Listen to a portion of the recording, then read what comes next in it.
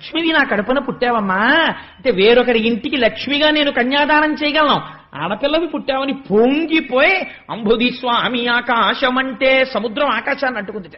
అంత సంతోషపడిపోయట. సఖియను మంగళ స్నానమాడింప వాసవుండర్పించ వజ్రపీఠము. భాగవతంలోంచి యథాతథంగా చెప్పేస్తున్నారు చూడండి.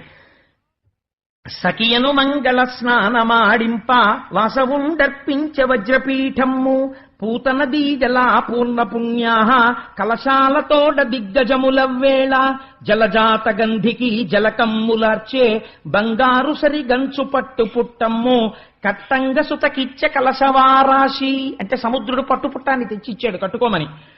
వెలలేని నగలిచ్చ విశ్వకర్ముండు రాజీవముఖులైన రంభాదులంతా కురులును నగతువ్వి కుప్పెలు పెట్టి కీల్జడ సవరించి కింజల్క ధూళి చెదరని క్రొవ్విరుల్ చిక్కగ ముడిచి కలల పుట్టిన ఇండ్లు కన్నుదమ్ములకు కమ్మని కవ్రంపు కాటుక దిద్ది వెన్నెల తేటయౌ వెడదమోమునకు గుమ్మడి విత్తంత కుంకుమ పెట్టి.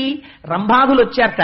వచ్చి అమ్మవారి యొక్క కేశపాశాన్నంతటినీ దువ్వి చక్కగా జడేసి పూలు పెట్టి అమ్మవారి కన్ను యొక్క కింది భాగాన్ని వేలుతో ఇలా కిందకి లాగి అందమైన కాటుక తీసి అమ్మవారి యొక్క కన్నుకి అలా వేలుతో కాటుక పెట్టేస్తా. పెట్టి గుమ్మడి విత్తనమంత కస్తూరి బొట్టు అమ్మవారి యొక్క లలాటమునందు అలంకారం చేశారట. అత్తరు జవ్వాజి అగరు చందనము హత్తించి తనువల్లె కామె ముందటను నిలువుటద్దంపును నిలిపిరంతటను.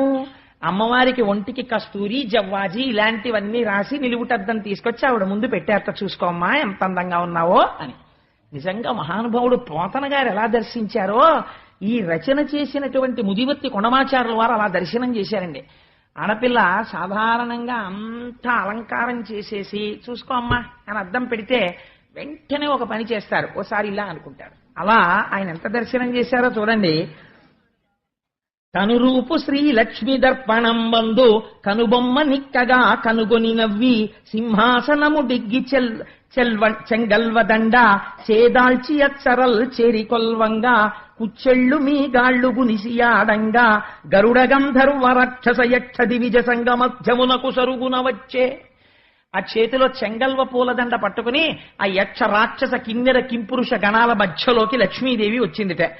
చెప్పచోద్యంబైన శృంగారవల్లి మొలక నవ్వుల ముద్దు మోమును చూచి సోగ కన్నుల వాలు చూపులు చూచి ముదురు సంపంగి మొగ్గ ముక్కును చూచి అమృతంబు దొలకెడు అధరంబు చూచి సిగ్గులు సుడివడు చెక్కిళ్ళు చూచి ముచ్చాల మెచ్చని ముని పండ్ల చూచి పాలెండ్లపై జారు పయ్యద చూచి జవజవమను కౌసు సౌరును చూచి గుండ్రని పిరుదుల కుదిరిక చూచి కమనీయ కల హంసగమనంబు చూచి మొగమన కందమౌ మొటిమను చూచి మధుసూదనుడు తక్క మగవారలెల్లా వలపు నిక్కాక కూవశవర్తులైరి. అమ్మవారికి చక్కటి బొట్టు పెట్టి ఇలా సోగ కన్నులతో చూస్తూ ఆ చెంగల్వ పూలదండ పట్టుకుని అమృతం లాంటి ఆ అధరంతో ముత్యాల్లాంటి పళ్లతో పెద్ద కేశపాశంతో మంచి పట్టుపుట్టంతో అమ్మవారు నడిచేస్తుంటే చిత్రం ఏమిటంటే దృష్టి తగలకుండా ఈశ్వరుడు ఓ చిన్న ముఠి ఒకటి పెట్టాడు ఈ అధరం కింద. అందుకని చెప్పి అటువంటి ఓ నల్లటి ముఠి ఒకటి ఆ ముఠిమతోటి వస్తుంటే మగవారులందరూ వలపు పొందారట, ఒక్క మధుసూదనుడు తప్ప. అలాంటి సమయంలో కన్నులకెగ దన్ను కైపున తన్ను తిలకించుచున్నట్టి దిక్పాలకాది సురవర్గమును గాంచి సుతతి భావించే. వీళ్ళందరినీ చూసి అనుకుంటుంది, ఇందాక అంది కదా ఒకటి దగ్గరికి వెళితే ఇప్పటికే భార్య ఉంది, ఒక ఆయన దగ్గరికి వెళ్ళలేము, ఒక ఆయనేమో ఎప్పుడు ధర్మం ధర్మం అంటుంటాడు.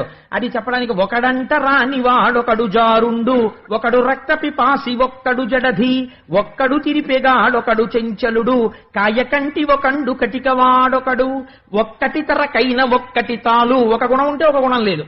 ఈ మొగమ్ములకటే ఇంతింత నునుపు శ్రీవత్సవక్షుండు శ్రితరక్షకుండు పుండరీకాక్షుండు భువనమోహనుడు శంఖచక్రధరుండు శార్ంగహస్తుండు తప్తచామీకరా ధగధగద్ధగిత పీతాంబరధరుండు ప్రియదర్శనుండు మణిపుంజరంచిత మంజుల మకుట మకర కుండలహార మంజీర కటక కాంచికాకేయూర కమ్రభూషణుడు అనుపమ జ్ఞాన బలైశ్వర్య వీర్య మాధుర్య గాంభీర్యమార్థవౌదార్య శౌర్య ధైర్య స్థైర్య చాతుర్య ముఖ్య కళ్యాణ గుణగణౌఘ మహార్ణవుండు తనకు నీడగువాడు తనమించువాడు విశ్వమంతయును తానైనవాడు శేషాద్రి నిలయుండు శ్రీనివాసుండు పతి అయిన సుఖములు పడయంగవచ్చు తులలేని భోగాల తులతూగవచ్చు ఏడేడు లోకాల ఏలంగవచ్చు అంచు సౌరికి వైచె అలమేలు మంగ చెంగల్వ విరిదండ చిత్తమొప్పంగా